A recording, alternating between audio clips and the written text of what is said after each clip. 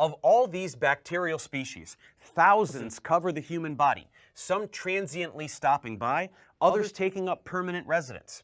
However, just a fraction, a few hundred or so, can cause disease in humans. With so many different types of bacteria out there, how in the world do we keep them straight? When we encounter an unknown species, perhaps during an outbreak, how do we identify it? How do we know what it's capable of? How can we learn how to protect ourselves against it? First, let's back up and talk about how bacteria are named. The science of classifying living beings is called taxonomy, and we've been doing it ever since Swedish botanist Carl von Linné, also called Linnaeus, established a system for classification using taxonomic categories in the 1700s. He wanted to minimize chaos as new species were discovered and provide a structure for defining and recognizing any newly discovered species. In the case of bacteria, we use a binomial or two-name system of nomenclature. The scientific name for any bacteria is always the name of the genus first, which is capitalized, followed by the species name, which begins with a lowercase letter. Both should be italicized. The names of the genus and species have a wide variety of origins. Sometimes they were named after the microbiologist that discovered them. In other cases, the name might be related to how the microbe looks or the disease it causes. Now that we've covered the names, let's talk about how bacteria got sorted into their respective categories in the first place. When it comes to classifying bacteria, it may seem a daunting or even impossible task. However, scientists have developed a system to observe, test, and then categorize bacteria into logical relationships. There are three main types of classification: phenotypic, analytic, and genotypic. Let's talk about what each of these entails and then discuss some categories that bacteria are typically sorted into. First, let's talk about phenotypic characterization, meaning the set of observable characteristics of bacteria. Those are size, shape, and staining characteristics. Before we had the advanced technology we have now, scientists relied on observing microscopic and macroscopic morphologies of bacteria. For example, using Gram staining, a method developed by Hans Christian Gram in 1884, we can determine if bacteria are gram-positive or gram-negative, and thus how much peptidoglycan their cell wall contains. Gram-positive organisms have a thick peptidoglycan wall, retaining lots of crystal violet stain when using this method, and thus appearing a vivid blue under a microscope.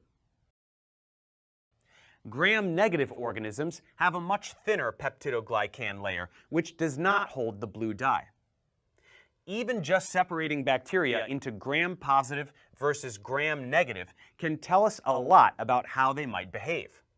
Certain microbes have unique staining characteristics, such as the genus Mycobacterium, which can be detected by an acid-fast stain. Another example involves identifying the shape of individual organisms under a microscope, which will be either rods, cocci, curved, or spiral. Zooming out a bit, scientists also look at how bacteria grow on agar in the lab. They look at the colonies of bacteria that grow, taking note of the size, shape, color, and even smell. For instance, Streptococci colonies tend to be smaller in relation to most other types of bacteria, and Serratia marcescens typically appear red when grown at 22 degrees Celsius. We can test for hemolytic properties on blood agar, identifying if the bacteria produce toxic byproducts capable of destroying red blood cells. For example, Streptococcus pyogenes, the causative agent of strep throat, is a gram-positive bacterium that forms long cocci chains and grows as small white hemolytic colonies on blood agar plates. Since it is likely for multiple species to appear similar in these types of tests, these phenotypic characterization methods serve only as a starting point for further investigation. Next, there are tests to determine what biochemical properties the bacteria have, like the ability to ferment specific carbohydrates, what carbon sources they can use for growth, and the presence or absence of different enzymes like lipases, proteases, or nucleases. All of these observations combined can identify with reasonable precision a species of bacteria. These techniques have also been used to subdivide groups of organisms beyond the species level, down to a specific strain. Doing this by looking at the genetic makeup of the organism, especially in the case of an outbreak, is called biotyping. Many bacteria also possess antigens, which might be a toxin or other substance that triggers an immune response in the body. Grouping bacteria based on these antigens is called serotyping. Using serotyping, scientists can work backwards using antibodies to detect which antigens are present, thus allowing them to narrow down the bacterial possibilities. Serotyping is a powerful tool for classification, especially for those species that are difficult to grow, those that are difficult to test biochemically, or those that need to be identified rapidly, such as during an outbreak. Scientists can also look at which antibiotics bacteria are susceptible to, which is called analyzing their antibiogram patterns. Finally, using phage typing, scientists can assess which bacteriophages bacteria might be susceptible to. Now that we've covered phenotypic classification, let's move on to analytic classification.